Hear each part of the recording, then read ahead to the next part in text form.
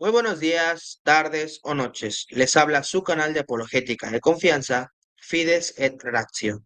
Espero que todos y cada uno de ustedes se encuentren muy bien. El día de hoy les vengo a presentar un poderoso argumento contra sola escritura.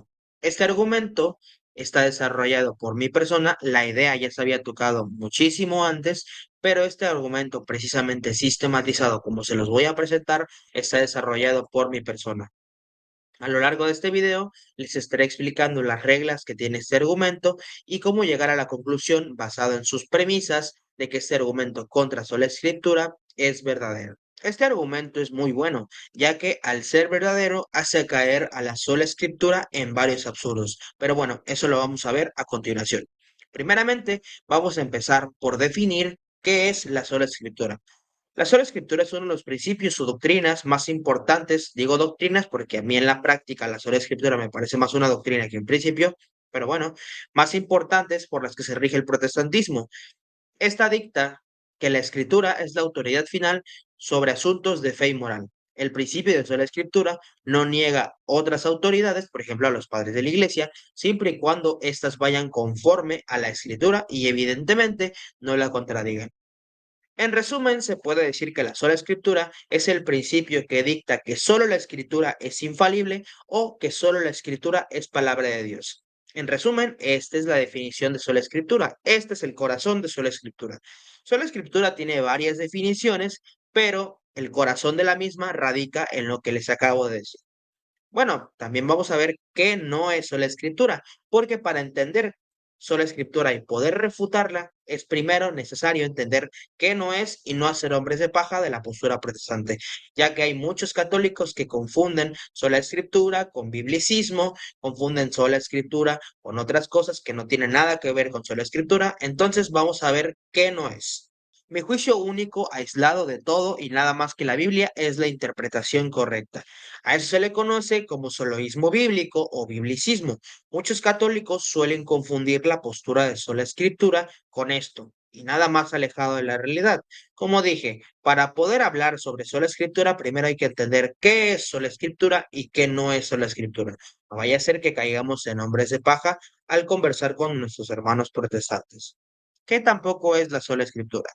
Leer la Biblia como única fuente de autoridad. Eso tampoco es sola escritura. La sola escritura no rechaza otras fuentes de autoridades, pero no le agregan infalibilidad y se dice que éstas tienen que ir conforme a la escritura, que tampoco es sola escritura leer sola la Biblia.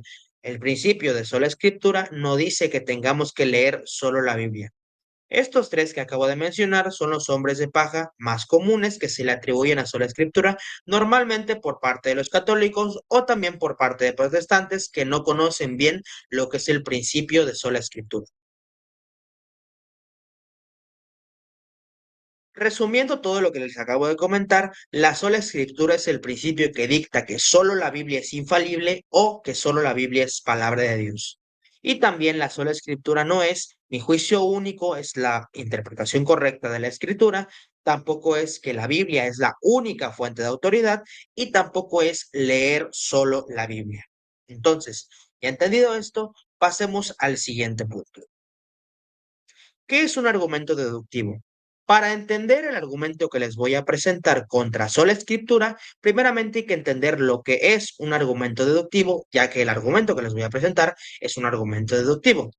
Un argumento deductivo es aquel que consta de una serie de premisas, las cuales están ligadas entre sí y la conclusión es apoyada por estas mismas. Acá les doy un ejemplo de lo que es un argumento deductivo y también las reglas para que un argumento deductivo sea verdadero. Un argumento deductivo es verdadero cuando las premisas son verdaderas, la conclusión se deriva de las premisas y está libre de falacias. Esta es una regla para que un argumento deductivo sea verdadero. Por ejemplo, el ejemplo que les pongo aquí abajo. Premisa uno: todos los perros son mamíferos.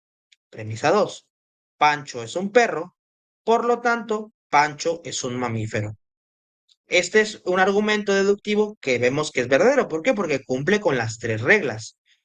Las premisas son verdaderas, la conclusión se deriva de las premisas porque todos los perros son mamíferos, Pancho es un perro, por lo tanto, Pancho es un mamífero, y también está libre de falacias, no comete ninguna falacia.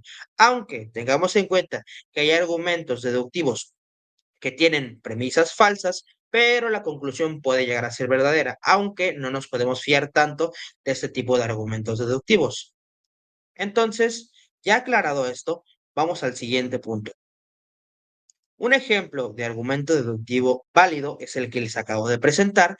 Todos los perros son mamíferos, Pancho es un perro, por lo tanto, Pancho es un mamífero. Este es un ejemplo de un argumento deductivo válido. Aquel que tiene todas las premisas verdaderas, las y la conclusión están ligadas y está libre de falacias.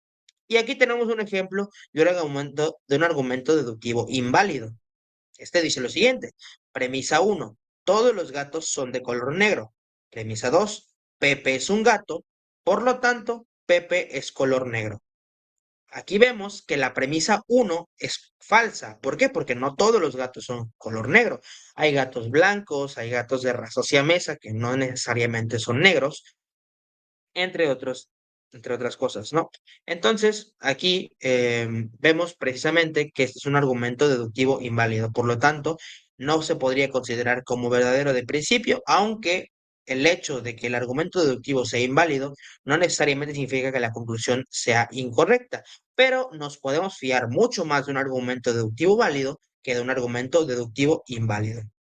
Las falacias que pueden hacer que un argumento deductivo se convierta en inválido puede ser la falacia ad ignorantiam, donde se apela a la ignorancia, la falacia de autoridad, la falacia de hombre de paja, donde se apela a caricaturizar la postura del oponente, entre otras. Pero bueno, ya aclarado esto y habiendo aclarado lo que es un argumento deductivo válido con todas sus reglas y un argumento deductivo inválido mostrando por qué es inválido, vamos allá con el argumento contra sola escritura. Este es el argumento. Premisa número uno. Los protestantes no creen que haya verdades de fe infalibles fuera de la escritura. Esta premisa es verdadera, pues constituye precisamente lo que es el corazón del principio de sola escritura y de lo que cree el protestantismo. Como les mostré en la primera diapositiva, los protestantes creen que todas las verdades de fe infalibles se encuentran solo dentro de la escritura. Precisamente por eso está la posición de sola escritura. Entonces, vemos que esta premisa es verdadera. Segunda premisa, los protestantes creen que el canon del Antiguo y Nuevo Testamento es una verdad de fe infalible. Esta premisa es igualmente cierta, ya que no encontrarás protestantes que nieguen que el Antiguo y Nuevo Testamento tengan 66 libros en total y que estos sean palabra de Dios. Por lo tanto, la premisa de que los protestantes creen que el canon del Antiguo y Nuevo Testamento es una verdad de fe infalible también es verdadera. Por lo tanto, la conclusión es que los protestantes deben justificar la verdad de fe sobre el canon desde la escritura. Esta conclusión es verdadera, puesto que se deriva de las premisas son libres de falacias y las premisas son verdaderas. Entonces, la conclusión de este argumento que les acabo de presentar es que los protestantes deben justificar la verdad de fe sobre el canon desde la escritura. Vamos a recapitular. Premisa uno. Los protestantes no creen que haya verdades de fe infalibles fuera de la escritura. Premisa número 2. Los protestantes creen que el canon del Antiguo y Nuevo Testamento es una verdad de fe infalible. Por lo tanto, los protestantes deben justificar la verdad de fe sobre el canon desde la escritura. Partiendo de la premisa número 1, esta premisa es verdadera, ya les expliqué por qué. No hay verdades de fe infalibles fuera de la escritura para el protestantismo.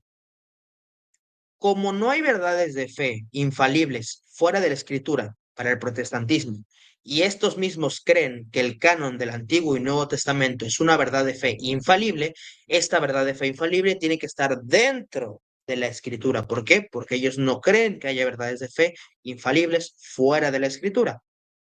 Por lo tanto, llegamos a la conclusión de que los protestantes deben justificar la verdad de fe sobre el canon desde la escritura.